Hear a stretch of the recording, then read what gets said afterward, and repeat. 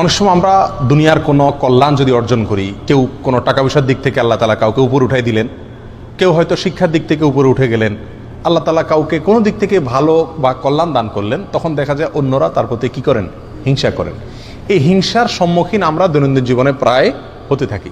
কোনো লোক যদি আমার প্রতি হিংসা করে আমাকে নানাভাবে ক্ষতি করার চেষ্টা করতে পারে। নাম্বার এক, হিংসা করে বদনজরের মাধ্যমে ক্ষতি করে, অর্থাৎ এমনভাবে তাকায় দেখে, আপনার ক্ষেতে ফসল ভালো হয়েছে হয়তো, এই ফসল দেখে এমনভাবে দেখে, যেটাকে আমরা বলি নজর দেওয়া, মুখ দোষ দেওয়া, বদনজর করা, মনে হয় যে সে খেয়ে ফেলবে। এটা হলো হিংসার চোটে সে দেখলো। একটা হলো না আলহামদুলিল্লাহ তার এটা ভালো হয়েছে, ভালো লাগছে, সুবহানাল্লাহ মাশাআল্লাহ আলহামদুলিল্লাহ বলছে, এটা একটা দৃষ্টি। আরেকটা হলো না ওরে বাপরে বাপ এর এত হইলো, এই যে হিংসার চোটে দেখলো, এটাকে বলা হয় বদনজর। এই বদনজরের মাধ্যমে অনেক সময় ক্ষতি হয়।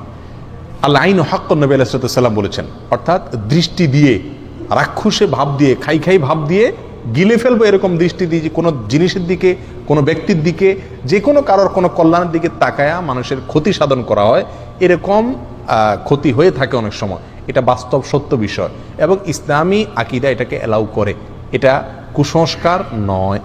অতএব এইভাবে যদি আমাদের কেউ হিংসা করে, অর্থাৎ বদনজর দেয়, আপনি একটা গাড়ি কিনছেন, আপনার ছেলেটা মাশাআল্লাহ স্বাস্থ্যবান, ভালো খায় মাশাআল্লাহ, ছোট বাচ্চা, কারোর সামনে খাওয়াইছেন, তার বাচ্চাটা হয়তো খায় না, সে দেখে বলছে ওরে বাপরে বাপ, অথবা কিছুই বলে না কিন্তু তাকাইছে, যে হিংসার দৃষ্টিতে তাকাইছে, এটাকে বলে বদনজর। এর মাধ্যমে বাচ্চার ক্ষতি হতে পারে, হবে এটা কোনো জরুরি না, নাও হতে পারে, আবার ক্ষতি হওয়ার সম্ভাবনাও আছে।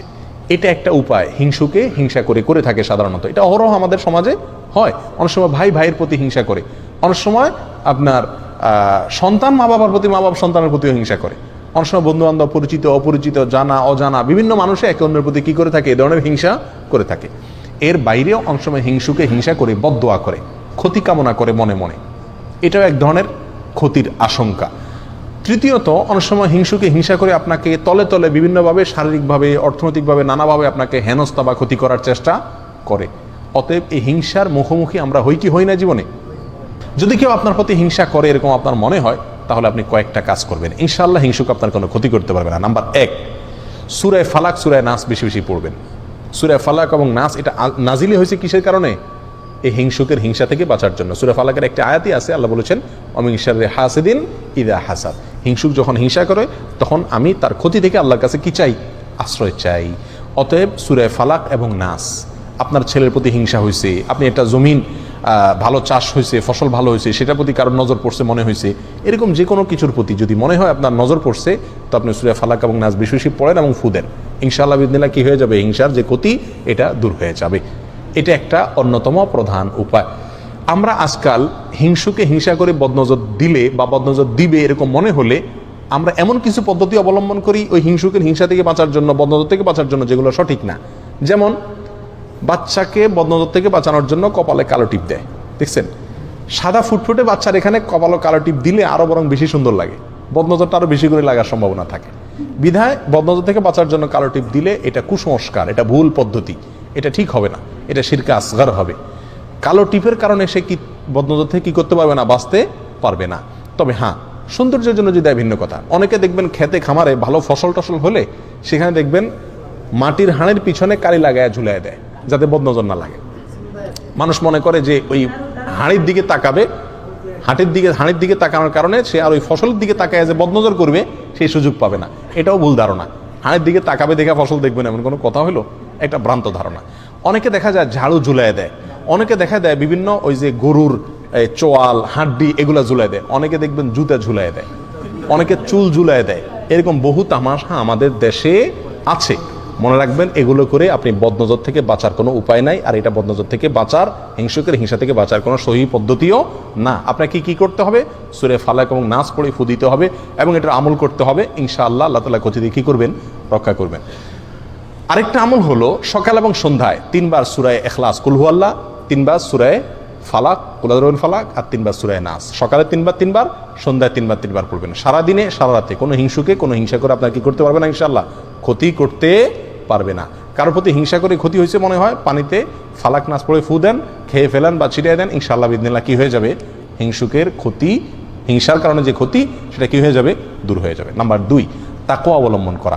আল্লাহ সুবহানাহু ওয়া তাআলা কোরআন কারীমের ভিতরে বলেছেন, ওয়া ইন তাসবিরু ওয়া তাত্তাকু লা ইয়াদুররুকুম কাইদুহুম শাইআ, যদি তোমরা ধৈর্য ধারণ করো আর গুনাহ থেকে বাঁচো, নিজে ভালো পথে থাকার চেষ্টা করো, হারামের দ্বারা কাছে না যাও, তাকওয়ার উপরে থাকো, তো মনে রাখবে তাদের চক্রান্ত, তাদের কোনো ষড়যন্ত্র তোমার কোনো ক্ষতি করতে পারবে না। অতএব সার্বিকভাবে যদি আমি তাকওয়ার উপরে থাকার চেষ্টা করি ভালো মানুষ হিসাবে, হারাম থেকে বেঁচে থাকার চেষ্টা করি, ইনশাআল্লাহ হিংসুকে হিংসা করে আমার কোনো ক্ষতি করতে পারবে না। নাম্বার 3, সকাল এবং সন্ধ্যায় অনেকগুলো দোয়া আছে যেগুলো পড়লে সারা দিনে সারা রাতে ইন্স্যুরেন্স হয়ে যায়, আল্লাহ সুবহানাহু ওয়া তাআলা হেফাজত করেন, এগুলো রক্ষা কবচ। আমরা বুঝি হলো তাবিজ লাগানো, তাবিজ ঝুলাই দিলাম, তাবিজ আমাদেরকে রক্ষা করে দিবে। কথা বুঝে আসছে? নবী আলাইহিস সালাম তার সারা জীবনে কখনো তিনি কাউকে তাবিজ দেন নাই বা তাবিজ দিতে বলেনও নাই।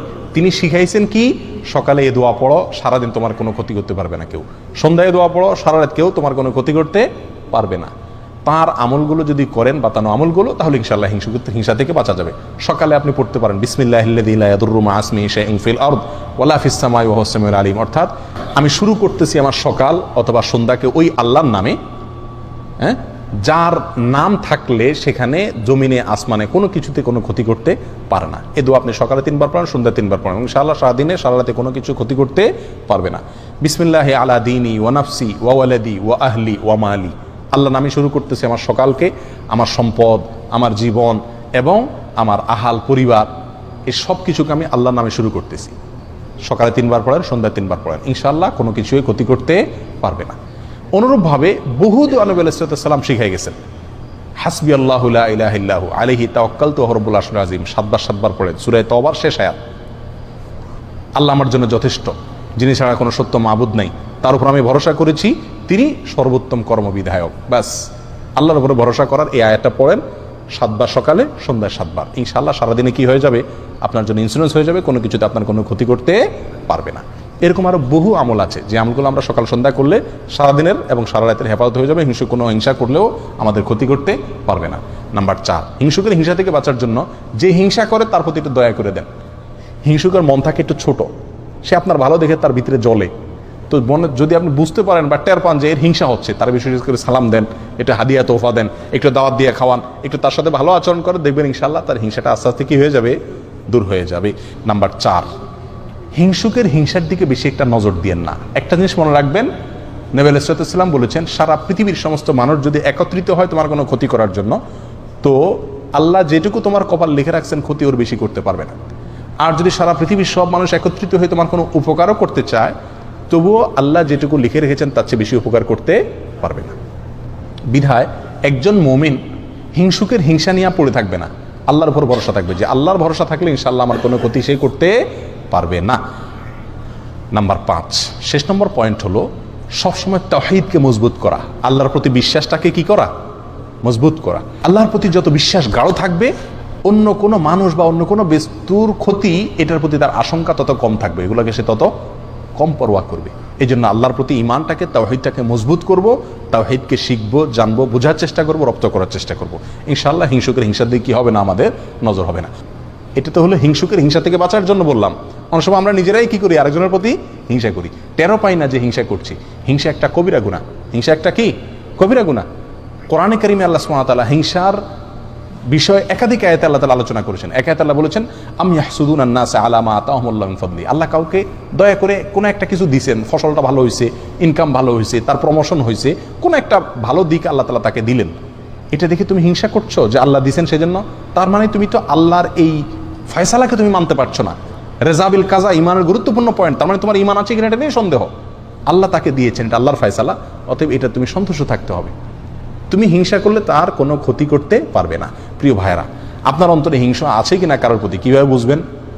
কারোর কোনো ভালো সংবাদ শুনে, কারোর কোনো ভালো হাল দেখে, কারোর কোনো সুখের অবস্থা দেখে আপনার ভিতরে জ্বলে কিনা দেখবেন।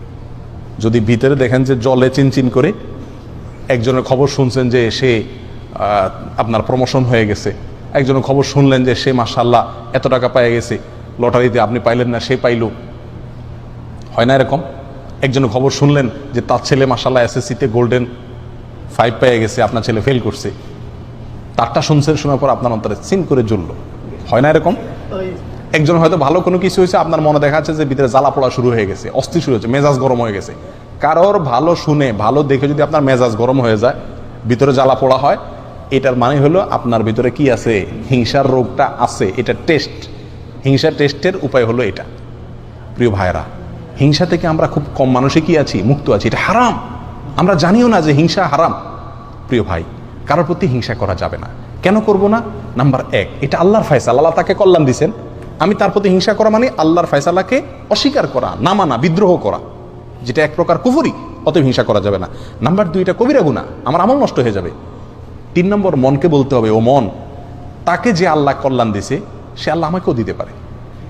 তাকে দিছে, এই জন্য আমি যদি খুশি হই, তার জন্য আরো দোয়া করি, ইনশাআল্লাহ আল্লাহ আমাকে দান করবেন। আল্লাহ পরীক্ষা করেন বান্দাকে অনেক সময়। কথা বুঝে আসছে? এই কথা নিজেকে বুঝাইতে হবে, প্রবোধ দিতে হবে এবং হিংসা থেকে বাঁচার চেষ্টা করতে হবে। আর মনে রাখতে হবে, আমি যদি হিংসা করি তার কি কোনো ক্ষতি করা যাবে? আমার মনে যত জ্বালা পড়া হবে, ক্ষতি তার হবে? উল্টা ক্ষতি আমার হবে। আমার অন্তরে জ্বালা পড়া হলে হার্ট অ্যাটাক আমার হবে, অসুস্থ আমি হব, তার কি কোনো ক্ষতি হবে? হবে না। তাহলে এর চাইতে নির্বোধ কে? এই জন্য কারোর কোনো কল্যাণ দেখলে বরং আরো কি হওয়া, খুশি হওয়া।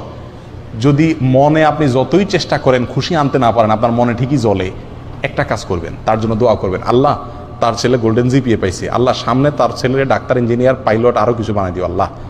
মনে চায় না তবুও জোর করে মুখে দোয়া করেন, দেখবেন ইনশাআল্লাহ অন্তত কি হয়ে যাবে, হিংসা চলে যাবে, শয়তান দেখবেন যে বেজ্জত হয়ে চলে যাবে। আল্লাহ তাআলা আমাদের সবাইকে হিংসার এই ভয়াবহ অপরাধ থেকে, গুনাহ থেকে বেঁচে থাকার তৌফিক দান করুন।